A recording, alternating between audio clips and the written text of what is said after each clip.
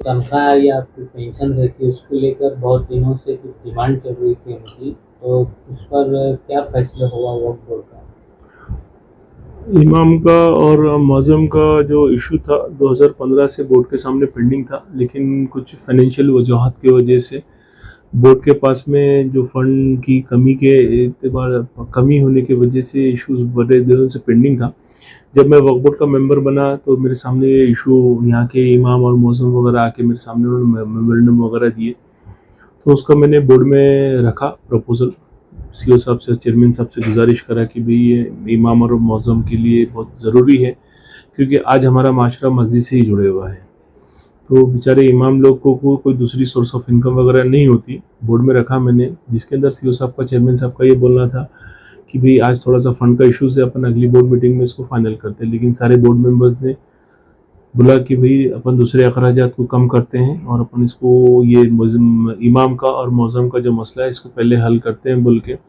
फिर बाद में चेयरमैन साहब ने, सीओ साहब ने और हमारे बोर्ड ने और डिप्टी सीओ साहब ने, सुप्रिटेंडेंट साहब ने सारी चीज़ों का एनालाइज करने के बाद में बोला कि हाशमी साहब ठीक है, आज अपन इसको, जो मेरा मुताबिला ये था कि भाई 15,000 या 15,000 के ऊपर होना चाहिए बोल के।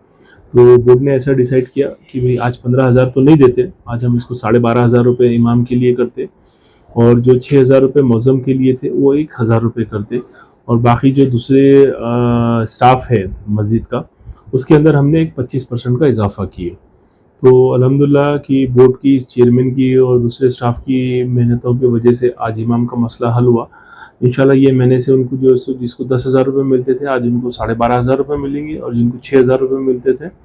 उनको 7,000 रुपये मिलेंगे। इससे पहले भी ये सारा बहुत सालों से पेंडिंग था, लेकिन आपने जो कोशिश की है, क्या है इसका राज, क्यों वक्फ बोर्ड को इसका फैसला लेना पड़ा? हाँ, वजह ये कि महाराष्ट्र के अंदर जो है 160 मस्जिदें जो डायरेक्ट कंट्रोल में है, तो तकरीबन ज़्यादा मस्जिदें औरंगाबाद में हैं। अब चूंकि मैं औरंगाबाद से बोर्ड मेंबर हूँ, तो लोकल का हूँ क्या मैं बोर्ड मेंबर, तो बोर्ड के ऊपर एक प्रेशर बोलो या फिर एक वो डालना पड़ा मेरे को कि भाई मेरे लोकल के लोग हैं, और हर मस्जिद में जो है सो कभी ना कभी मैं जाके नमाज पढ़ता, तो नमाज होने के बाद में हर इमाम का और मौज़म का यही मेरे से सवाल रहता कि भाई हमारी पगार का क्या हुआ। अब मस्जिद में खड़े रह के चूंकि अपन झूठ बोल नहीं सकते और झूठा आश्वासन दे नहीं सकते, इसके लिए कोशिश करना पड़ा मुझे, और चेयरमैन साहब ने और सीओ साहब ने और दीगर बोर्ड मेंबर ने और डिप्टी सीओ ने इसका साथ दिया, और अल्हम्दुलिल्लाह मेरी मेहनतों को उन्होंने या फिर मेरी गुजारिश को उन्होंने कबूल किया, और अल्हम्दुलिल्लाह जो 9 साल से मामला पेंडिंग था वो मुकम्मल हुआ इंशाल्लाह। एक आखिरी है नेशनल इशू का। केंद्रीय अल्पसंख्यक मंत्री किरेन रिजिजू यहाँ जब आए थे अभी, तो उन्होंने वक्फ अमेंडमेंट बिल की खूबियाँ गिनाए थे मुसलमानों के लिए, उसके लिए क्या बहुत ज़रूरी और अच्छा है बोल के। क्या लगता है आपको? देखिए अभी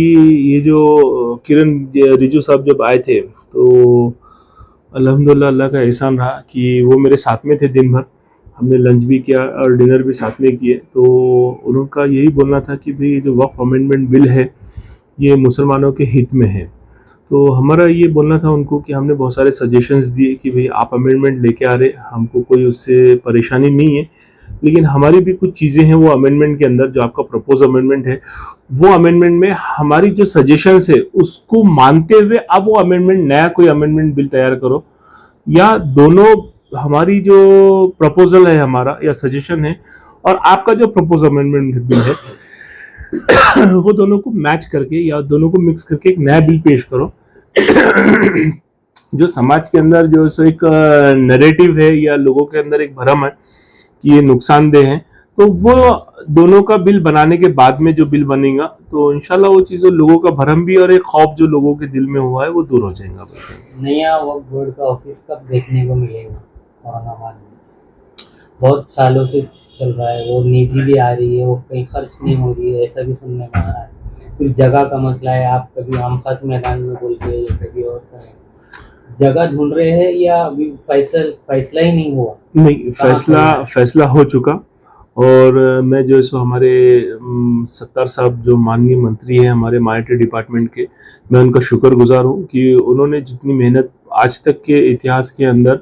वक्फ बोर्ड जब से स्टैब्लिश हुआ, बहुत सारे मिनिस्टर्स ने जो है सो मेहनत लिए, काम भी किए, लेकिन सत्तार साहब के जैसी मेहनत और काम लेने वाला मिनिस्टर मैंने मेरी ज़िंदगी में नहीं देखा। उन्होंने अगर कोई चीज़ का अहद कर ले तो वो अहद पूरा करके ही दम लेते। इत्तेफाक ऐसा हुआ कि अभी गवर्नमेंट का कुछ वक्फा थोड़ा सा बच गया और उनकी चीज़ नॉलेज में गई। नॉलेज में जाते ही उन्होंने आम खास मैदान के पास में जगह भी फिक्स किए और बजट भी लेके आए उसके लिए। अब इंशाल्लाह मैं अल्लाह से दुआ करता कि भाई सत्तार साहब फिर से मिनिस्टर बने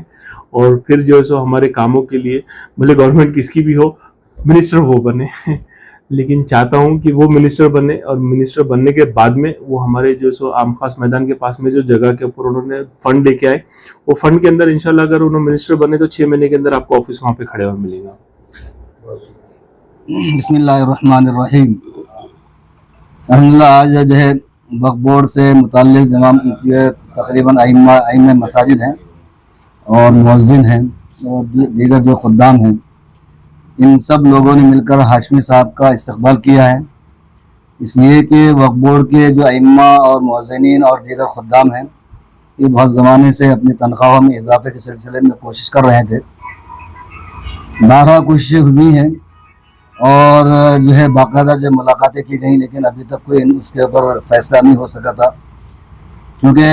मौजूदा जो है चेयरमैन जनाब समीर कादी साहब से भी मुलाकात की गई और हाशमी साहब ने ख़ास तौर पर इस सिलसिले में जो कोशिशें की हैं, तो हम लोग जो है उनका शुक्रिया अदा करने के लिए और उनको मुबारकबाद देने के लिए कि उनके तवस्सुस से या उनके ज़रिए एक बहुत बड़ा काम हुआ है और अइम्मा की जो तनख्वाह में इजाफ़ा किया गया, इसलिए हम उनका जो इस्तकबाल भी करते हैं और उनका शुक्रिया अदा करते हैं। अल्लाह से दुआ करते हैं कि अल्लाह ताला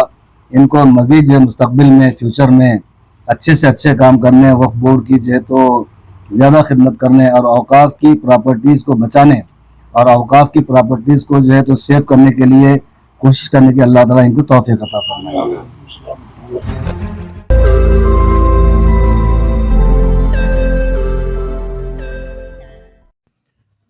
रोज नई खबरों को देखने के लिए हमारे औरंगाबाद समाचार चैनल को सब्सक्राइब कीजिए और नोटिफिकेशन पाने के लिए हमारे बेल आइकन को दबाइए ताकि हर खबर की नोटिफिकेशन आपको मिलती रहे।